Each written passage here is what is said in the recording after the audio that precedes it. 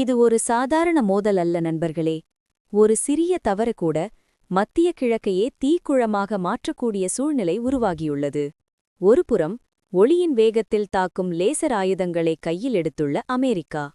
மறுபுறம் ஹைப்பர்சோனிக் ஏவுகணைகள், ஸ்வார்ம் தாக்குதல், கடலோர ஏவுகணை தளங்கள் என முழுமையாக யுத்த தயாராக நிற்கும் ஈரானின் ஆர்டெஷ் ராணுவம்.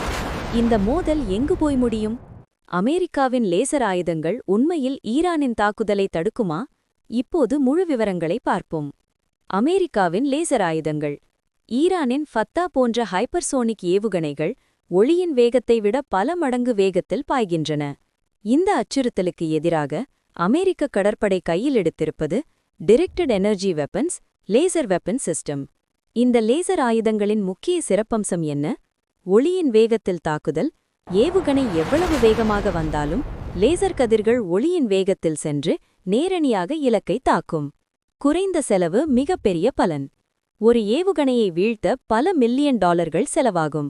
ஆனால் ஒரு லேசர் தாக்குதலுக்கு வெறும் $1க்கும் குறைவான மின்சாரம் போதும். எப்படி செயல்படுகிறது? லேசர் கதிர்கள் ஏவுகணையின் சென்சார்கள் அல்லது அதன் எரிபொருள் தொட்டியை அதில வெப்பத்திற்கு உள்ளாக்கி நடுவானிலேயே செயலிழக்கச் செய்யும் அல்லது வெடிக்கச் செய்யும். ஆனால் ஒரு விஷயம் கவனிக்க வேண்டியது. இந்த லேசர் ஆயுதங்கள் ஒரே நேரத்தில் நூற்றுக்கணக்கான தாக்குதல்களை எவ்வளவு துல்லியமாக சமாளிக்கும் என்பது இன்னும் சோதனை நிலையில்தான் இருக்கிறது.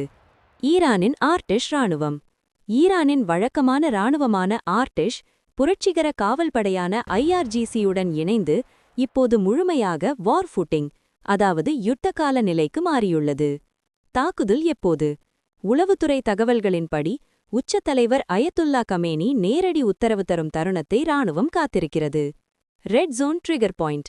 அமெரிக்காவின் அர்மடா கப்பல்கள் பாரசீக வளைகுடாவின் ஒரு குறிப்பிட்ட எல்லைக்குள் நுழைந்தால் தாக்குதல் தொடங்கலாம் என கணிக்கப்படுகிறது. ஈரானின் தாக்குதல் வியூகம். ஈரான் ஒரே ஒரு தாக்குதலை நம்பவில்லை. Swarm attack strategy. ஒரே நேரத்தில் நூற்றுக்கணக்கான ட்ரோன்கள், ஏவுகணைகள், கடலோர ஏவுகணை தளங்கள், நீர்மூழ்கி கப்பல்கள் அனைத்தையும் ஒருங்கிணைத்து தாக்கும் திட்டம். முக்கிய இலக்கு என்ன? அமெரிக்க போர்க்கப்பல்களை சேதப்படுத்துதல், ஏஜஸ் பாதுகாப்பு அமைப்புகளை சோர்வடையச் செய்தல், வளைகுடா பகுதியில் முழு கட்டுப்பாட்டை ஏற்படுத்துதல். ஈரானின் புவியியல் சாதகம் இந்த யுத்தத்தில் மிகப்பெரிய பலமாக பார்க்கப்படுகிறது. அமெரிக்கா ஆர்மடா நகர்வு. அதிபர் ட்ரம்ப் அனுப்பியுள்ள USS ஏப்ரஹாம் லிங்கன் உள்ளிட்ட பல போர்க்கப்பல்கள் இப்போது ஈரானின் ஏவுகணை எல்லைக்கு சற்று வெளியிலேயே நிறுத்தப்பட்டுள்ளன. இது ஒரு நேரடி தாக்குதலுக்கான முன்னேற்பாடு அல்ல. இது ஒரு சைக்கலாஜிக்கல் வார்ஃபேர். நோக்கம் என்ன? ஈரானை பயமுறுத்தி பேச்சுவார்த்தைக்கு இழுத்து வருவது. நண்பர்களே, இந்த மோதல் ஒரு தவறான கணிப்பு, ஒரு தவறான உத்தரவு, ஒரு தவறான ட்ரோன் தாக்குதல், இவற்றில் ஏதேனும் ஒன்று நடந்தாலும் மத்திய கிழக்கு முழுவதையும் ஒரு மாபெரும் போர்க்களமாக மாற்றும் வல்லமை கொண்டது. Laser versus hypersonic. தொழில்நுட்பம் வெர்சஸ் புவியியல் சாதகம். உலகம் இப்போது ஒரு மிக ஆபத்தான விளிம்பில் நிற்கிறது. இந்த யுத்தம் தவிர்க்கப்படுமா அல்லது வரலாற்றில் புதிய அழிவு எழுதப்படுமா? இதற்கான பதிலை நேரமே சொல்லும். இந்த விவரமான பகுப்பாய்வு உங்களுக்கு பிடித்திருந்தால் லைக், ஷேர் அண்ட் சப்ஸ்கிரைப் செய்ய மறக்காதீர்கள். உங்கள் கருத்துக்களை கமெண்டில் பதிவு செய்யுங்கள்.